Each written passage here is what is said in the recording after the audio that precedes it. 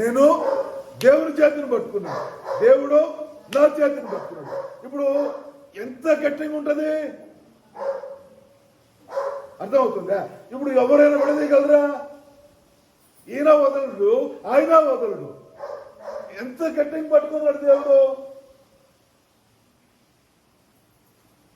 విడదీయగలరా ఎవరైనాను, మరి ఏదైనాను విడదీయగలరా?